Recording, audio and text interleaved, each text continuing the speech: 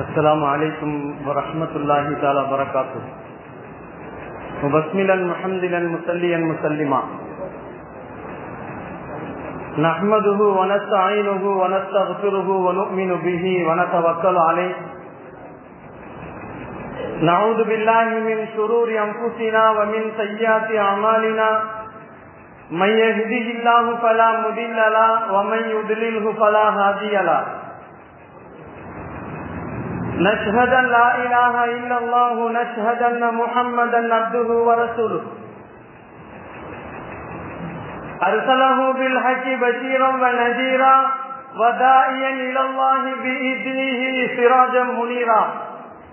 سبحانك لا علم لنا إلا ما علمتنا إنك أنت العليم الحكيم. أما بعد فقد قال الله تعالى في محكم تنزيله والفرقان العليم. أعوذ بالله السميع العليم. بسم الله الرحمن الرحيم.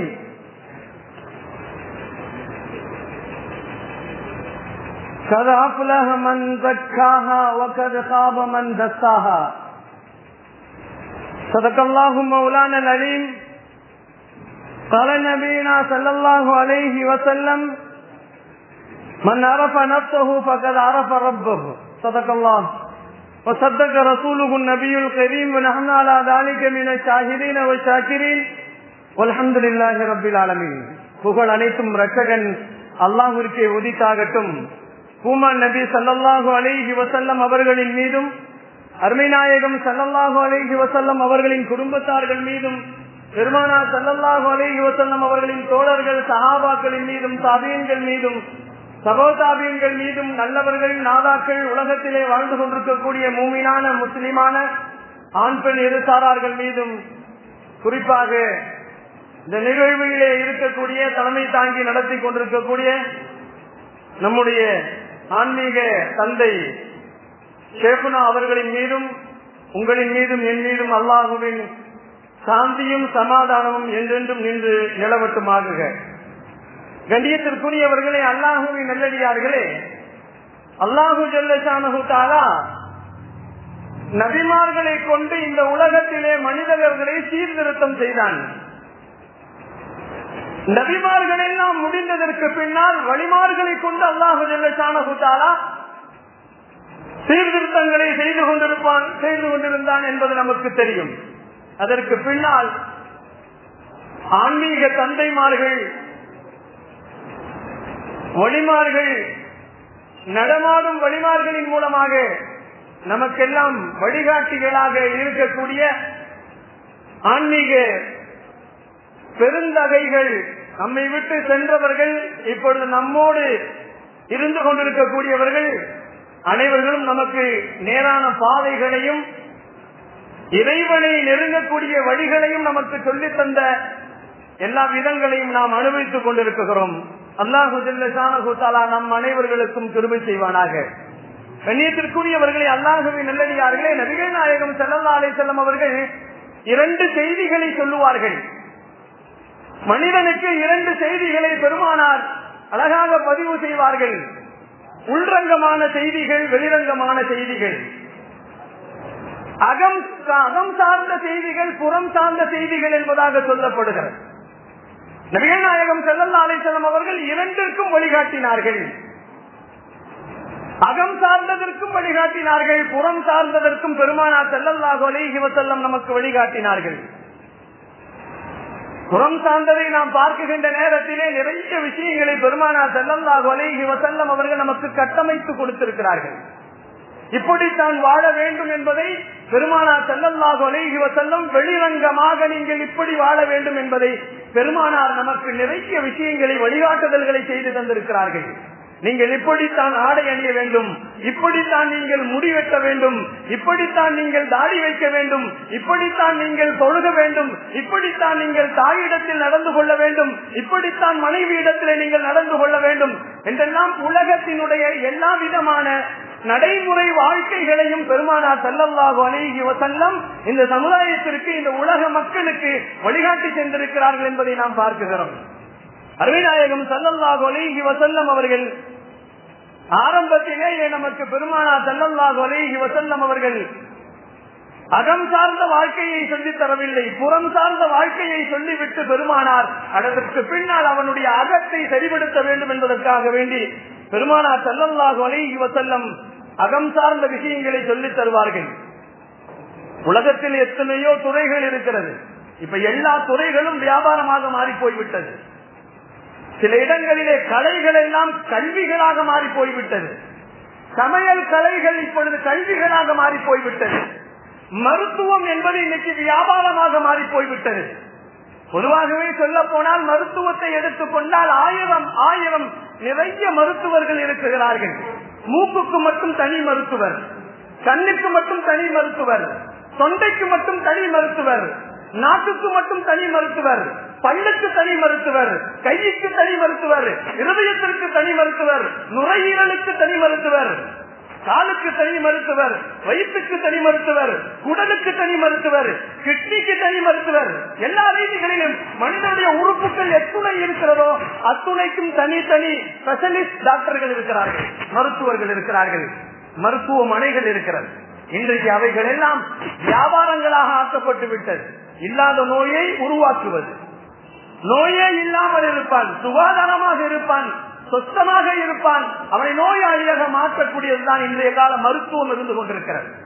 நபிகள் நாயகம் ஸல்லல்லாஹு அலைஹி வஸல்லம் அவர்கள் உடல் சார்ந்த அனைத்து மருத்துவத்திற்கும் பெருமானார் மருந்தை தந்திருக்கிறார்கள். உள்ளம் சார்ந்த நோய்களுக்கும் பெருமானார் ஸல்லல்லாஹு அலைஹி வஸல்லம் மருத்துவம் தந்திருக்கிறார்கள். மனிதன் உள்ளம் கெட்டு போய்விட்டது என்று வைத்துக் கொள்ளுங்கள். உள்ளத்திலே அவனுக்கு பொறாமை இருக்கிறது, அவனுக்கு கவலை இருக்கிறது, அவனுக்கு மனவேதனைகள் இருக்கிறது. எந்த டாக்டரை அணுக முடியும்? மனோ தத்துவ நிபுணரிடத்திலே போனால் மாத்திரை மட்டும் கொடுப்பார், 24 மணி நேரங்கள் தூங்குங்கள் என்று கொடுப்பார். அவருக்கு தெரிந்ததுதான் அது.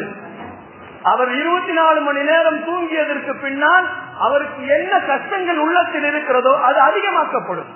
மீண்டும் அது அதிகமாக்கப்பட்டவன் நோயாளிகளாகவே அவன் கருதப்படுவான்.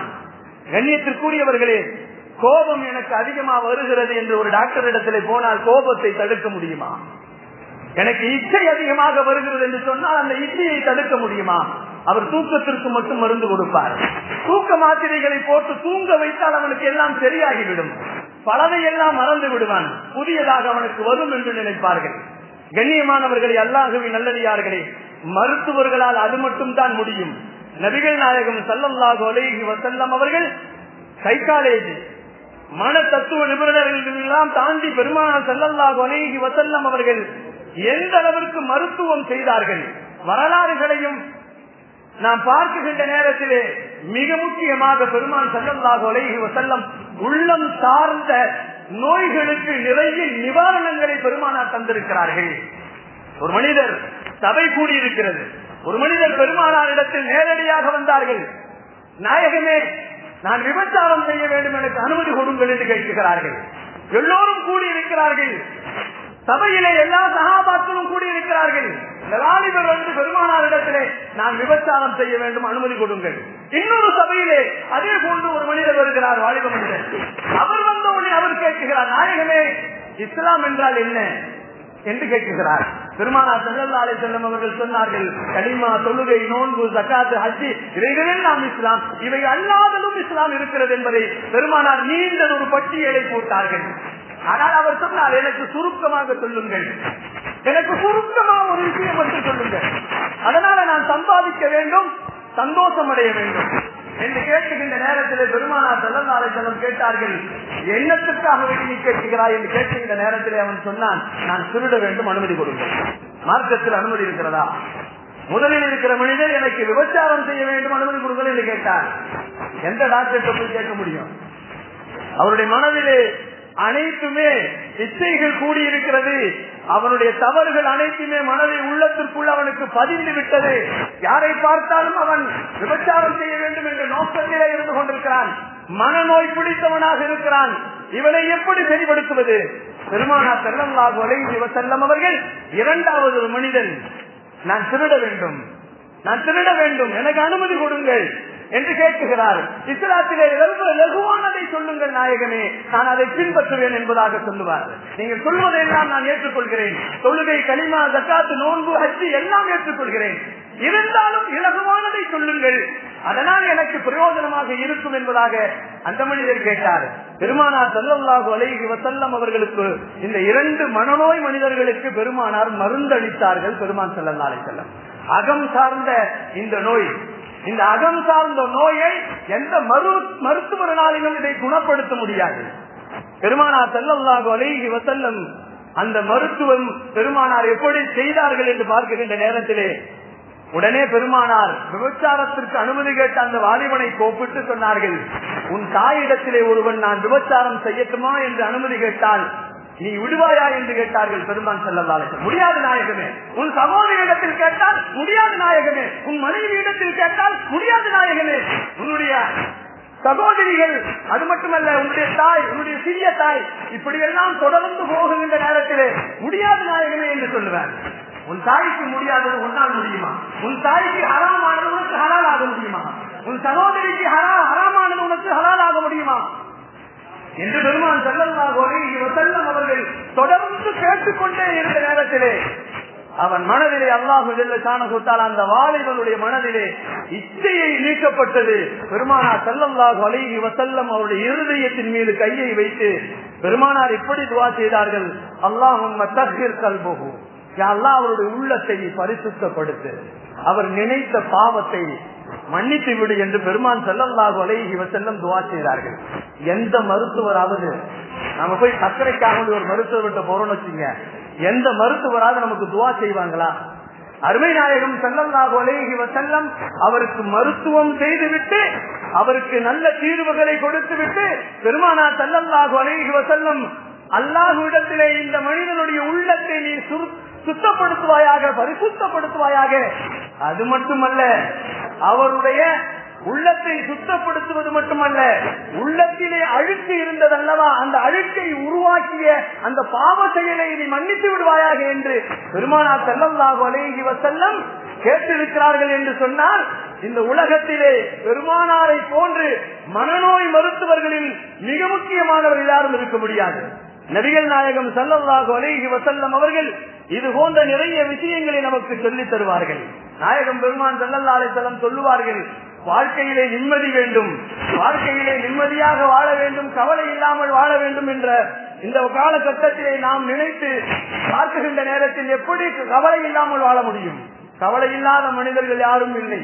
ஏதாவது ஒரு கவலை, குடும்பத்தில் கவலை, மனைவியின் மூலமாக கவலை, வியாபாரத்தின் மூலமாக கவலை, துன்யாவின் மூலமாக கவலைகள், ஏகப்பட்ட கவலைகள் மனிதனை சூழ்ந்திருக்கிறது. இந்த நேரத்தில் பெருமானார் ஸல்லல்லாஹு அலைஹி வஸல்லம் அவர்கள் இப்படி சொன்னார்கள், ஒவ்வொரு மாதமும் பிறை பிறக்குகின்ற நேரத்திலே நீங்கள் அல்லாஹ்விடத்திலே நிம்மதிக்காக வேண்டி துஆ செய்யுங்கள், மன நிம்மதிக்காக வேண்டி துஆ செய்யுங்கள். பெருமானார் இப்படி சொன்னார்கள், அல்லாஹும்ம அஹில்லஹு அலைனா பில் அம்னி வல் ஈமான் வஸ்ஸலாமத்தி வல் இஸ்லாம் என்று சொன்னார்கள் பெருமான் ஸல்லல்லாஹு அலைஹி வஸல்லம். ரப்பே, இந்த மாதம் பிறை பிறக்கும் பொழுதே எனக்கு நிம்மதியை கொடு, என் உடல் ராகத்தை கொடு, என் உள்ளத்தில் சலாமத்தை கொடு என்று கேளுங்கள் என்று மாதத்தின் ஆரம்ப பிறை வளர்பிறையிலேயே பெருமானார் ஸல்லல்லாஹு அலைஹி வஸல்லம் அவர்கள் நம்மிடத்திலே கேட்க சொல்லி இருக்கிறார்கள். கண்ணியத்திற்குரியவர்களே, அல்லாஹ்வின் நல்லடியார்களே, இறை நேசர்கள் எல்லாம் அவர்கள் அல்லாஹ்விடத்திலே படுக்கின்ற உறக்கத்திற்கு போகின்ற நேரத்திலே இப்படி வேண்டுவார்களாம், அல்லாஹ்விடத்திலே இப்படி துஆ செய்வார்களாம், ரப்பே, உன்னை உறக்கத்திலும் நான் மறக்க கூடாது, விழிப்பிலும் நான் உன்னை மறக்க கூடாது, எப்பொழுதும் நான் உன்னை நினைத்துக் கொண்டே இருக்க வேண்டும், எல்லா நிலைகளிலும் உன் நினைவாகவே நான் இருக்க வேண்டும் என்று எப்பொழுதுமே நான் நினைக்க வேண்டும் என்று அவர்கள் நினைப்பார்கள். தூங்குகின்ற நேரத்தில் நினைத்துக் கொண்டு படுப்பார்கள் என்று சொல்லப்படுகிறது.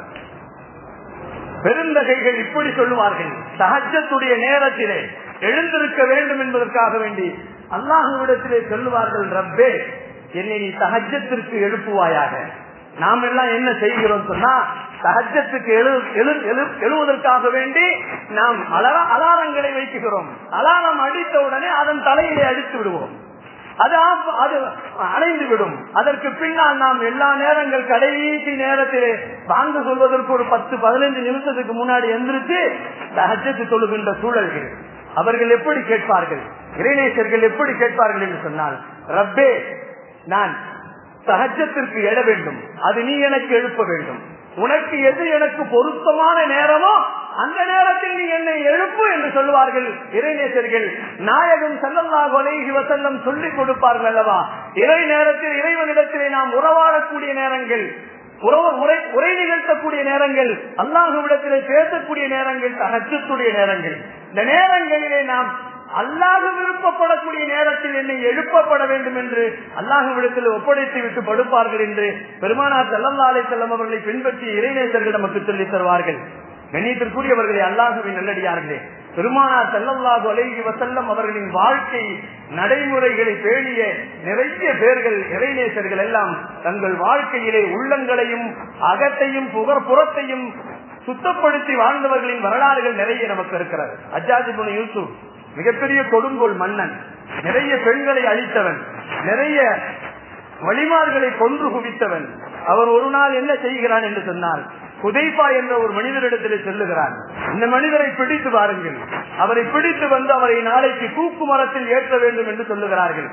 வரும் வழியிலே நேரமாகிவிட்டால் அவரை உங்கள் வீட்டிலே இரவு தங்க வைத்து விட்டு காலையிலே கொண்டு வாருங்கள், அவரை தூக்கிலிட வேண்டும் என்பதாக சொல்லப்படுகிறது.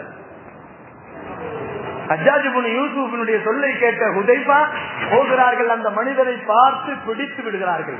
பிடித்து விட்டு சொல்லுகிறார்கள், உன்னை ஹஜ்ஜாஜ் இப்னு யூசுப் அழைத்து வர சொல்லுகிறார். ஒரு மனிதனை, ஒரு வழிமார்களையோ அல்லது யாரையாவது ஹஜ்ஜாஜ் இப்னு கண் வைத்து விட்டால் அவர்களை கொலை செய்து விடுவார்கள். அதுதான் அவருடைய பழக்கமாக இருந்தது. ஹஜ்ஜாஜ் இப்னு யூசுப் இப்படி சொல்லிவிட்ட உடனே அவர்கள் என்ன செய்தார்கள், ஒன்றும் சொல்லவில்லை, கையில பிடித்துக் கொண்டு அவர்களை கூட்டி வருகிறார்கள். ஹுதைபா அவர்கள் கூட்டி வருகின்ற நேரத்திலே அவர்கள் சொல்லுகிறார்கள், நான் வீட்டிலே நிறைய அமானித பொருட்களை வாங்கி வைத்திருக்கிறேன், நிறைய அமானித பொருட்களை நான் வீட்டிலே வாங்கி வைத்து வந்தேன், அந்த அமானித பொருட்களை எல்லாம் நான் கொடுத்து விட்டு வருகிறேன், அனுமதி கொடுங்கள் என்று கேட்கிறார். நாளைக்கு தூக்குல போட போறாங்க, அவரை குற்றவாளி கூட இல்லை, நான் குற்றவாளி இல்லை என்பதை உங்களிடத்தில் நான் நிறைவாளியா குற்றவாளி இல்லை என்பதை நான் உங்களிடத்தில் சொல்லவில்லை, ஆனால் என்னை கொல்ல வேண்டும் என்று சொன்னால் அமானிதங்கள் என் வீட்டில இருக்கிறது என்று சொன்ன உடனே ஹுதைபா சொன்னார்கள், நான் எப்படி விட முடியும், ஹஜ்ஜாஜ் உங்களை அழைத்து வர சொல்லியிருக்கிறார், உங்களை நான் அழைத்து போகாவிட்டால் உங்களிடத்தில் எனக்குத்தான் அங்கே தூக்கிலிடப்படும், ஆகையால் உங்களை நான் விடமாட்டேன் என்று சொல்லுகிறார். கொஞ்ச தூரங்கள் நடந்ததற்கு பின்னால் மீண்டும் அந்த மனிதர் சொல்லுகிறார், நான் என் வீட்டிலே அமானித பொருட்களை வைத்திருக்கிறேன், அந்த அமானித பொருட்களை நான் விட்டுவிட்டு வந்துவிட்டால் என் பிள்ளைகள் தெரியாமல் அதை எடுத்து தம்முடைய பொருட்கள், தகப்பனாருடைய பொருட்கள் என்று பயன்படுத்தி விடுவார்கள் என்பதை நான் பயப்படுகிறேன், அமானிதங்களை நான் ஒப்படைத்து வந்து விடுகிறேன், தயவு செய்து என்னை கொஞ்சம் விடுங்கள் என்று சொன்னார்கள். உடனே எனக்கு மனது கேட்கவில்லை, சரி போய்விட்டு வாருங்கள் என்று சொன்ன உடனே அவர் சிட்டாக பறந்து விட்டார். பறந்து விட்ட உடனே மனதிலே எனக்கு ஒரு கவலை, பிடித்து கையிலே பிடித்து விட்டோம், குற்றவாளியை பிடித்து வர சொன்னதை பிடித்து விட்டோம், ஆனால் அவர் தப்பி போய்விட்டார், அனுமதியும் கொடுத்து விட்டோம், நாளை காலை இவள் வருவாரா, அமானிதங்களை எல்லாம் ஒப்படைத்து விட்டு வருவாரா, ஒரு தவறிலே ஒரு தூக்கிலே போட போகிறார்கள், அவர் தப்பிப்பதற்காக வேண்டி உயிரை காப்பாற்றுவதற்காக வேண்டி தான் பார்ப்பார், அவர் போய்விடுவாரே வரமாட்டாரே என்ற பயத்திலே வீட்டுக்குள்ளே நுழைகிறார்கள். வீட்டுக்குள்ளே நுழைந்தவுடன் கவலையின் முகத்தை பார்த்து மனைவி கேட்கிறார்கள், என்ன கவலையாக இருக்கிறது, என்ன காரணம்? சொன்னார்கள், நான் இப்படி ஒரு நிகழ்வு நடந்து விட்டது, அவர் அனுமதி கேட்டால் நான் அனுப்பிவிட்டேன், அவர் யார் என்று எனக்கு தெரியவில்லை, அவர் எங்கே இருக்கிறார் என்று தெரியவில்லை, அவருடைய வீடு தெரியாது, அவர் ஊரு தெரியாது எனக்கு என்று சொன்ன உடனே வீட்டுக்காரமா சொன்னாங்க, ஹஜ்ஜாஜை பற்றி உங்களுக்கு தெரியும் அல்லவா, அப்படி தெரிந்தும் நீங்கள் என்ன செய்கிறீர்கள், இப்படி ஒரு தவறை செய்து விட்டீர்களே, நாளைக்கு உங்களுடைய உயிர் என்ன ஆகும், நாளைக்கு ஹஜ்ஜாஜ் உங்களுடைய உயிரைத்தானே உங்களைத்தானே தூக்கிலே இடுவான் என்பதாக சொல்லுகின்ற நேரத்திலே அந்த ஹஜ்ஜாஜினுடைய யூஸ் அழைப்பு வந்த ஹுதைபா என்ன சொன்னார் தெரியுமா, அவர் வந்து விடுகிறேன் என்று சொன்னார் என்பதாக சொல்லிவிட்டு உறக்கம் வராமல் புரண்டு புரண்டு இரவு அவர் தூங்கிக் கொண்டிருக்கின்ற நேரத்திலே காலை பொழுது கதவு தட்டப்படுகிறது. தட்டப்பட்ட உடனே அந்த தட்டுகின்ற கதவை தட்டுகின்ற யார் அந்த மனிதர் தட்டுகிறார் என்று கதவை திறந்து பார்த்தால் யார் நம் இடத்திலிருந்து அனுமதி பெற்று போனாரோ அவர் வந்துவிட்டார். அவர் அசந்து போனார், ஆச்சரியம் அடைந்தார். இப்படி மனிதர்கள் இருக்கிறார்களா, இப்படியெல்லாம் இந்த உலகத்தில் மனிதர்கள் வாழ்ந்து கொண்டிருக்கிறார்களா, அமானிதத்தை நிறைவேற்றி விட்டு வருகிறேன் என்று சொல்லிவிட்டு என்னிடத்தில் கொடுத்த வாக்குறுதிக்கு மாறு செய்யாமல் வந்து நிற்கிறாரே. அவரால் ஒன்றும் ஜீரணிக்க முடியவில்லை. அழைத்துக் கொண்டு ஹஜ்ஜாஜ் இப்னு யூசுப் இடத்திலே கொண்டு போய் விட்டார்கள். விடுகின்ற நேரத்திலே குற்றவாளி எங்கே, பிடித்து வந்தவர் எங்கே என்று கேட்கின்ற நேரத்திலே அவர் வெளியிலே இருக்கிறார். ஆனால் ஒரு சம்பவம் நடந்தது என்று இந்த சம்பவத்தை சொன்ன உடனே ஹஜ்ஜாஜ் என்ன சொல்லுகிறார், அவரை கொல்லக்கூடாது, அவர் இருப்பதினால் தான் நம்முடைய ஆட்சிகள் நடைபெறுகிறது, அவர் இருப்பதினால் தான் நம்முடைய ஆட்சி அதிகாரங்கள் எல்லாம் மேல்நோக்கி நடந்து கொண்டிருக்கிறது, அவரை கொல்ல வேண்டாம் என்பதாக சொன்னார்கள். கண்ணியத்திற்குரியவர்களை இறை நேசர்கள் எல்லாம் கொடுத்த வாக்குறுதிகளை மாறு செய்ய மாட்டார்கள். உலகத்தில் நாம் நிம்மதியாக வாழ வேண்டும் என்று சொன்னால் கொடுத்த வாக்குறுதிகளில் உறுதியாக நிற்க வேண்டும். அது மட்டுமல்ல, அமானிதங்களை சரியாக செலுத்த வேண்டும் என்பதை நமக்கு பெருமானார் ஸல்லல்லாஹு அலைஹி வஸல்லம் வழிகாட்டி சென்றிருக்கிறார்கள். அடுத்து சொன்னார்கள் பெருமானார் ஸல்லல்லாஹு அலைஹி வஸல்லம், மன்னித்து பழகுங்கள், நீங்கள் மன்னித்து பழகுங்கள், நீங்கள் மன்னித்தால் உயர்வடைவீர்கள் என்று சொன்னார்கள் பெருமான் ஸல்லல்லாஹு அலைஹி வஸல்லம். நபிகள் நாயகம் ஸல்லல்லாஹு அலைஹி வஸல்லம் குற்றம் செய்தவர்களை மன்னித்தார்கள், துரோகம் செய்தவர்களை மன்னித்தார்கள், அநீதம் செய்தவர்களை மன்னித்தார்கள், அடித்தவர்களை மன்னித்தார்கள், திட்டியவர்களை மன்னித்தார்கள். பெருமான் ஸல்லல்லாஹு அலைஹி வஸல்லம் குற்றம் புரிந்தவர்களை மன்னித்தார்கள். அருமை நாயகம் ஸல்லல்லாஹு அலைஹி வஸல்லம் அவர்கள் உயர்ந்த இடத்திலே இருந்து கொண்டிருக்கிறார்கள். அது அடுத்து பெருமானார் ஸல்லல்லாஹு அலைஹி வஸல்லம் சொன்னார்கள், உனக்கு கொடுக்க தடுத்தவரை நீங்கள் கொடுங்கள் என்று சொன்னார்கள். உனக்கு பதவியை கொடுக்க கூடாது என்று நினைப்பவனுக்கு நீங்கள் கொடுங்கள். நபிகள் நாயகம் ஸல்லல்லாஹு அலைஹி வஸல்லம் அவர்கள் உம்ராவிற்கு செல்வதற்கு முன்னால் உஸ்மான் இப்னு தல்ஹா ரலியல்லாஹு தஆலா இடத்திலே மக்காவின் சாவியை கேட்டார்கள். அவர்கள் சொன்னார்கள், தரம் மறுத்தார்கள். தரம் மறுத்தவர்களுக்கு நீங்கள் கொடுங்கள் என்று சொன்னார்கள். அதே பெருமானார் ஸல்லல்லாஹு அலைஹி வஸல்லம் அவர்கள் ஹிஜ்ரி 8ஆம் ஆண்டு மக்கா வெற்றி பெற்ற உடனே பெருமானார் ஸல்லல்லாஹு அலைஹி வஸல்லம் அவர்கள் மக்காவின் சாவியை வாங்கி எங்கே உஸ்மான் என்று கேட்டார்கள். பெருமான் ஸல்லல்லாஹு அலைஹி வஸல்லம் அவர்கள் பெருமானார் கொடுக்க தடுத்தவர்களிடத்திலே கொடுத்து பழகினார்கள். பெருமான் ஸல்லல்லாஹு அலைஹி வஸல்லம் யார் உங்களுக்கு கொடுப்பதற்கு மறுக்கிறார்களோ அவர்களுக்கு நீங்கள் கொடுங்கள் என்று சொல்லிக் கொடுத்தார்கள் பெருமான் ஸல்லல்லாஹு அலைஹி வஸல்லம். அன்பிற்கினி அவர்களை அல்லாஹுவின் நல்லடியார்களே, பெருமானார் ஸல்லல்லாஹு அலைஹி வஸல்லம் அவர்கள் இது மட்டுமல்ல, பெருமானார் தூதி மன் ஹர்ரக என்று சொன்னார்கள். பெருமானார் ஸல்லல்லாஹு அலைஹி வஸல்லம் ஹர்ரமக, உனக்கு தடுத்தான் அல்லவா, உனக்கு ஹராமாக்கினான் அல்லவா, உன்னிடத்திலே தரக்கூடாது என்று நினைத்தான் அல்லவா, அவனுக்கு கொடுங்கள் என்று பெருமானார் ஸல்லல்லாஹு அலைஹி வஸல்லம் நமக்கு சொல்லி காட்டுகிறார்கள். யமாமா அதிலே சுமாமா இரண்டையும் பெருமானார் ஸல்லல்லாஹு அலைஹி வஸல்லம் யமாமாவினுடைய மன்னரை அழைத்து வைத்தார்கள். பெருமானார் ஸல்லல்லாஹு அலைஹி வஸல்லம் 3 நாட்கள் மஸ்ஜித் நபவியிலே கட்டி போடப்படுகிறது. பெருமானார் ஸல்லல்லாஹு அலைஹி வஸல்லம் அவர்களின் நடைமுறைகளை பார்க்கிறார். கடைசியாக அவர் என்ன செய்கிறார், என்ன பெருமானார் அவர்களை கேட்கின்ற நேரத்திலே 3 நாட்களும் ஒரே பதிலை சொல்லுகிறார். பெருமானார் ஸல்லல்லாஹு அலைஹி வஸல்லம் அவர்களை மன்னித்து அவர்களை அவிழ்த்து விடுங்கள் என்று சொன்னார்கள். அவிழ்த்து விட்டார்கள். அவர்கள் குளித்தார்கள். பெருமானாரிடத்தில் வந்து நாயகமே நான் உம்ரா செய்ய வேண்டும் என்று சொன்னார்கள். செய்யுங்கள் என்று சொன்னார்கள் பெருமான் ஸல்லல்லாஹு அலைஹி வஸல்லம். அவர் உம்ரா செய்யும் போகின்ற நேரத்திலே அங்கே உம்ரா செய்வதை பார்த்துவிட்டு முதலில் அவர் ஈமான் கொள்ளாமல் இருந்த நிலையிலே உம்ரா செய்தால் அது வேறு மாதிரி. காபீர்கள் எல்லாம், மக்கா காபீர்கள் எல்லாம், அதாவது காபத்துல்லாவை தவாப்பு செய்கின்ற நேரத்திலே அம்மனமாக தவாப்பு செய்வார்கள். அருமைநாயகம் ஸல்லல்லாஹு அலைஹி வஸல்லம் காலங்களிலே ஆடைகளை, இஹ்ராமுடைய ஆடைகளை அணிந்து தவாப்பு செய்ய வேண்டும் என்றெல்லாம் நமக்கு மார்க்கத்தில் அனுமதிக்கப்பட்டிருக்கிறது.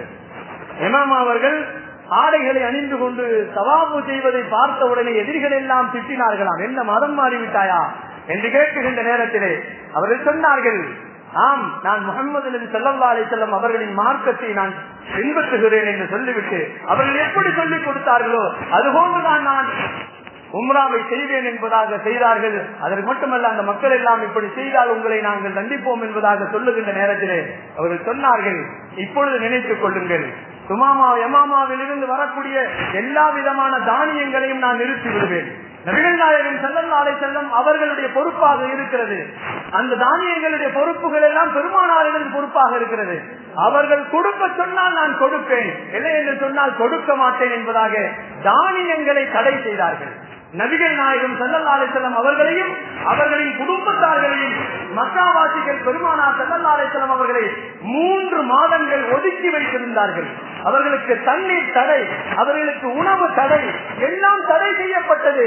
குழந்தைகள் எல்லாம் இழை தடைகளை சாப்பிட்டு 3 மாதங்கள் 3 வருடங்கள் மிகவும் கஷ்டப்பட்டார்கள் என்பது வரலாறுகளை நாம் தெரிந்ததுதான். தடுத்தார்கள். மக்காவாசிகள் பெருமானாருக்கு 3 வருடங்கள் உணவு கொடுப்பதற்கு தடுத்தார்கள், தண்ணீர் கொடுப்பதற்கு தடுத்தார்கள்.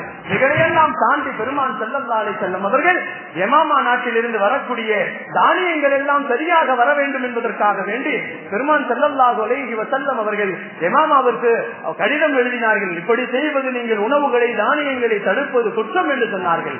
உங்களுக்கு தடுக்கக்கூடியவனுக்கு நீங்கள் கொடுத்து பழகுங்கள், உங்களுடைய உள்ளங்கள் விசாலமாகும், நீங்கள் வெற்றி பெறுவீர்கள், வாழ்க்கையிலே வெற்றி உள்ளவர்களாக நீங்கள் மாறி போவீர்கள் என்பதை பெருமானார் ஸல்லல்லாஹு அலைஹி வஸல்லம் சொல்வது மட்டுமல்ல, மன்னித்து பழகுங்கள், நீங்கள் மகத்துவமாக மாறுவீர்கள், வாக்குறுதிகளை நிறைவேற்றுங்கள், அல்லாஹ்விடத்திலே நீங்கள் சிறந்தவர்களாக கருதப்படுவீர்கள். இவைகள் மட்டுமல்ல, நீங்கள் உலகத்திலே தடுத்தவர்களுக்கு கொடுத்து பழகுங்கள், அல்லாஹ் உங்களை சிறப்பாக்கி வைப்பான் என்று பெருமானார் ஸல்லல்லாஹு அலைஹி வஸல்லம் அவர்கள் உள்ளம் சார்ந்த நிறைய குற்றங்களுக்கு நிறைய மருத்துவங்களை பெருமானார் ஸல்லல்லாஹு அலைஹி வஸல்லம் நமக்கு செய்து காட்டினார்கள், சொல்லி காட்டினார்கள். அந்த அடிப்படையில் தான் உள்ளங்கள் சரிபடுத்துவதற்காக வேண்டி, உள்ளங்களை சீர்படுத்துவதற்காக வேண்டி, அகம் சார்ந்த தவறுகளை, அகம் சார்ந்த கரைகளை நீக்குவதற்காக வேண்டித்தான் அல்லாஹு ஜல்ல ஷானஹு தஆலா ஷரியத் என்பதை போன்று தரீக்கத் என்பதாக வைத்திருக்கிறான். இந்த தரீக்கத்திலே அல்லாஹு ஜல்ல ஷானஹு தஆலா நாம் இணைந்து தரீக்கத்திலே இணைந்தால் மட்டுமே உள்ளத்திலே அல்லாஹுவின் எல்லா பிரகாசங்களையும் ஏற்க முடியும், உள்ளத்தில் இருக்கக்கூடிய எல்லா அழுக்குகளையும் கழுக முடியும் என்பதை நாம் உள்ளார்ந்த விஷயங்களை நாம் பார்க்க வேண்டிய அவசியங்கள் இருக்கிறது. அல்லாஹு ஜல்ல ஷானஹு தஆலா இந்த வாழ்க்கையை கொஞ்ச காலங்கள் வைத்திருக்கிறான். அந்த கொஞ்ச காலங்களில் கூட உள்ளம் சார்ந்த அகம் சார்ந்த இந்த பாவங்களை விட்டும் விலகி, புறம் சார்ந்த பாவங்களையும் விட்டு விலகி, நபிகள் நாயகம் ஸல்லல்லாஹு அலைஹி வஸல்லம் எப்படி வழிகாட்டினார்களோ, வழிமார்கள் எப்படி வழிகாட்டினார்களோ, நம்முடைய ஷேகுமார்கள் எல்லாம் எப்படி வழிகாட்டினார்களோ, அது போன்று நம்முடைய வழிகளை அல்லாஹ் சீராகும் சிறப்பவாகும் எனக்கும் என்னுடைய குடும்பத்தாருக்கும் உங்களுக்கும் உங்களுடைய குடும்பத்தாருக்கும் அல்லாஹு ஜல்ல ஷானஹு தஆலா நல்லது ஒரு வாழ்க்கையை, ஆன்மீக வாழ்க்கையை அல்லாஹ் மென்மேலும் தந்து கடைசியிலே களிமாவோடு வாழ்ந்து களிமாவோடு மடியக்கூடிய நல்ல பாக்கியசாலிகளாக வாழும் காலங்கள் எல்லாம் காபாவிற்கு சென்று ஹஜ்ஜையும் உம்ராவையும் செய்யக்கூடியவர்களாக வாழும் காலங்கள் எல்லாம் எம்பெருமான் ஸல்லல்லாஹு அலைஹி வஸல்லம் அவர்களை நேராகவும் கனவிலும் கண்டுகளிக்கின்ற பாக்கியத்தையும், மறுமையிலே பெருமானாரின் ஷஃபாத்தை பெறக்கூடிய பாக்கியத்தையும், பெருமான் ஸல்லல்லாஹு அலைஹி வஸல்லம் அவர்களின் சுன்னத்துகளை உலகத்திலே பின்பற்றக்கூடிய பாக்கியத்தையும், வாழும் காலங்கள் எல்லாம் களிமாவோடு வாழ்ந்து களிமாவோடு நடந்து களிமாவோடு மடியக்கூடிய நல்ல பாக்கியசாலிகளாக அல்லாஹ் நம் அனைவர்களையும் ஆக்கி அருள் புரிவானாக. வாஃபிரு தாவானா அனில் ஹம்துலில்லாஹி ரப்பில் ஆலமீன். அஸ்ஸலாமு அலைக்கும் வரஹ்மத்துல்லாஹி தஆலா வபரகாத்துஹு.